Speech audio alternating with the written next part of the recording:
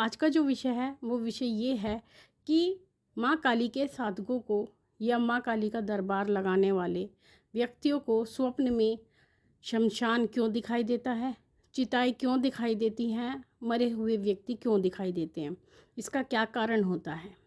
देखिए मित्रों, आप सभी जानते हैं माँ भगवती महाकाली एक ऐसी प्रचंड शक्ति है जिनका जो प्रादुर्भाव हुआ है, माँ का जो प्राकट्य हुआ है वो विनाश के लिए हुआ है। यानी दुष्टों के संहार के लिए ही माँ भगवती ने अवतार धारण किया। अवतार तो नहीं कह सकते, माँ का प्राकट्य हुआ। और माँ भगवती माँ दुर्गा में से अलग होकर एक प्रचंड शक्ति के स्वरूप में प्रकट हुई और वो दुष्टों के संहार के लिए हुई। तो इस प्रकार से माँ भगवती एक संहारणी शक्ति है।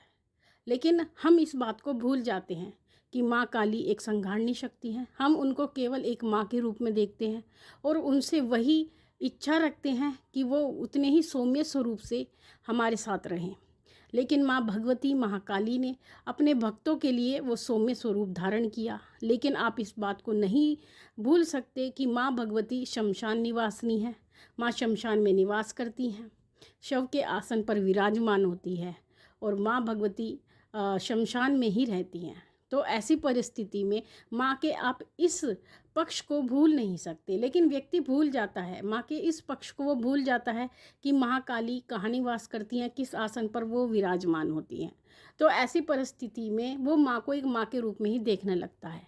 लेकिन जब माँ भगवती किसी व्यक्ति के द्वारा आह्वान की जाती हैं, जब आप एक काली साधक हैं, एक माँ काली की उपासना करते हैं या कोई चौकी दरबार भी लगाते हैं, माँ काली की शक्ति अगर आपके ऊपर आती है, तो उस समय पर माँ भगवती के सेवक जो व्यक्ति होते हैं और जब वो आह्वान करते हैं तो माँ भगवती अपने भक्त के आह्वान पर प्रकट होती हैं। वो जब भी आती हैं तो कभी अकेली नहीं आती, वो अपने साथ अपने गणिकाओं को लेकर आती हैं। अपनी जो शक्तियाँ होती हैं, जो कि नकारात्मक शक्तियाँ जिनको आप कहते हो, भूत प्रेत कहते हो, चांडाल कहते हो, पिशाच कहते हो, तो उन सभी शक्तियों के साथ माँ भगवती आती हैं। अपनी गणिकाओं के साथ आती हैं, अपनी योगिनियों के साथ आती हैं। तो ऐसी परिस्थिति में जब वो योगिनियाँ आती हैं माँ भगवती के साथ में, तो कहीं ना कहीं आपका संपर्क उनसे जुड़ जाता है। क्योंकि माँ काली की पूजा करने वाले व्यक्तियों का उन नकारात्मक शक्तियों से स्वतः ही संबंध जुड़ जाता है। वो ना चाहते हुए भी उनसे संबंध बना बैठते हैं और उसका कारण ये होता है क्योंकि वो माँ के साथ में चलते हैं। तो माँ काली तो अपना भोग लेकर के चली जाती हैं। जब आप उन्हें भोग के लिए आह्वान करते हैं तो माँ काली भोग लगाने के लिए आती हैं और अपनी योगिनियों के साथ, अपनी गणिकाओं के साथ और उन्हीं नकारात्मक शक्तियों के साथ वो चलती हैं। क्योंकि महारानी हैं, महारानी कभी अकेली नहीं चलती हैं। तो ऐसी परिस्थिति में जब वो आते हैं और वो आकर के क्या करते हैं, वो आपसे संपर्क बनाते हैं। माँ की जो गणिकाएँ होती हैं, माँ की जो योगिनियाँ होती हैं, वो आपसे संपर्क बनाती हैं। और संपर्क बनाने के लिए वो आपसे जब संपर्क बनाती हैं तो आपको स्वप्न में इस प्रकार के दृश्य दिखाई देते हैं, जिसमें आपको जो ऐसा दिखाई देता है कि कोई चिता जल रही है, कोई शमशान आपको दिखाई देता है जिसमें बहुत सारी चिताएँ जल रही हैं, या फिर आपको कोई ऐसा व्यक्ति दिखाई देता है जो मांस खा रहा है, कहीं पर रक्त बह रहा है। तो इस तरह के दृश्य आपको दिखाई देते हैं। या फिर आपको मरे हुए व्यक्ति दिखाई देते हैं, ऐसे व्यक्ति जो आपके परिचित थे और वो आपको अचानक से दिखाई देते हैं। तो ऐसी परिस्थिति में जो काली साधक होते हैं या जो माँ काली का चौकी दरबार भी लगाते हैं, वो भक्त भी अगर इस तरह के दृश्यों को देखते हैं तो वो विचलित हो जाते हैं। लेकिन ये जो दृश्य होते हैं माँ की योगिनियों के द्वारा, माँ की गणिकाओं के द्वारा आपको दिखाई जाते हैं, क्योंकि वो आपसे संपर्क करना चाहती हैं।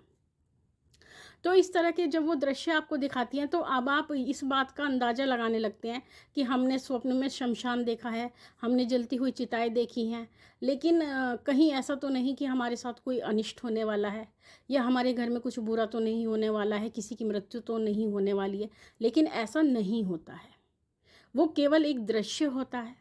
क्योंकि जो माँ काली के साधक होते हैं उनका संबंध कहीं ना कहीं इन चीज़ों से बनता है, नकारात्मक शक्तियों से बनता है।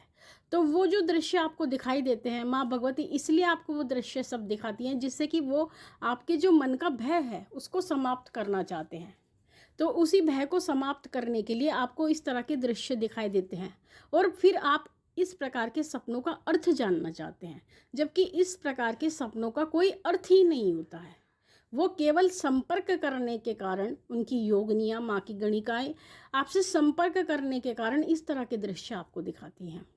तो आपको इन दृश्यों से कभी घबराना नहीं चाहिए, कभी डरना नहीं चाहिए, क्योंकि केवल केवल वो आपको दृश्य दिखाए गए हैं। वो दृश्य आपके अनिष्ट के लिए नहीं है, वो दृश्य आपको किसी भी प्रकार की हानि पहुंचाने के लिए नहीं है, केवल आपका भय ख़त्म करने के लिए आपको इस प्रकार के दृश्य दिखाई देते हैं।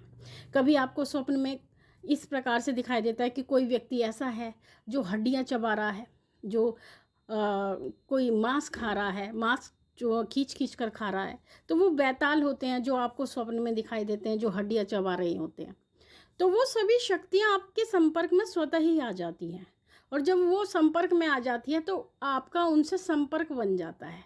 तो आपको बिल्कुल भी भय नहीं करना चाहिए कि हमें इस प्रकार से स्वप्न दिख रहे हैं और आप घबराना शुरू कर देते हैं।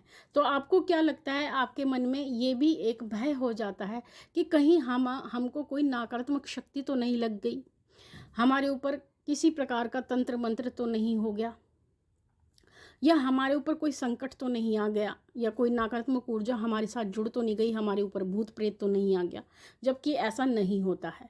नकारात्मक शक्तियाँ अलग होती हैं। जब संकट आपके शरीर में प्रवेश करते हैं, यानी भूत प्रेत किसी भी प्रकार की कोई नकारात्मक ऊर्जा आपको लगती है, तो उनके लक्षण बिल्कुल अलग होते हैं। ये जो आपको स्वप्न में ये चीज़ें दिखाई देती हैं, चलती हुई चिताएँ और ये शव आदि, तो ये इसका लक्षण नहीं होता। तो इसलिए आपको कभी घबराना नहीं है। अगर आपको इस प्रकार के कभी भी दृश्य अगर आपको दिखाई देते हैं और आप एक काली साधक हैं, आप एक भक्त हैं, तो आप इन चीज़ों से बिल्कुल ना घबराएं और माँ के उस स्वरूप का ध्यान करें जो वास्तविक स्वरूप माँ काली का है। और वो स्वरूप है माँ का शमशान निवासिनी का। यही माँ भगवती महाकाली का वास्तविक स्वरूप है। आप जो सौम्य स्वरूप देखते हैं, तो वो सौम्य स्वरूप केवल और केवल भक्तों के लिए है, लेकिन व्यक्ति अपने उसी चीज़ से जुड़ता है जो वो वास्तविक होता है। तो वास्तविक रूप से माँ भगवती शमशान निवासिनी है। वास्तविक रूप से माँ भगवती का जो आसन है वो एक शव है। माँ भगवती का जो बेड है, जिसे बिस्तर कहा जाता है, वो चिता है जिस पर माँ भगवती आराम करती हैं। तो माँ भगवती का जो निवास है वो शमशान है। तो आप इस चीज़ को बिल्कुल भी ना भूलें। जब भी आप काली उपासना करें, माँ भगवती की सेवा करें, तो माँ की जो मूल प्रकृति है उसको आप बिल्कुल भी ना भूलें। उसको ध्यान में रखकर ही आप माँ भगवती की सेवा करें। और इस बात को भी ध्यान में रखें कि माँ की सेवा में कौन कौन चलता है। तो वो व्यक्ति जो माँ भगवती की सेवा में चलती हैं, वो शक्तियाँ जो माँ की साथ चलती हैं, वो ऊर्जाएं कहीं ना कहीं आपसे जुड़ती हैं। तो मित्रों, ये थी जानकारी आप सभी के लिए। माँ भगवती से यही प्रार्थना करते हैं कि वो आपके भंडारे भरती रहे, आपकी सभी मनोकामनाओं को पूर्ण करती रहे। आपसे फिर मिलते हैं अपनी अगली वीडियो में। तब तक के लिए जय महाकाली, जय महाकाल।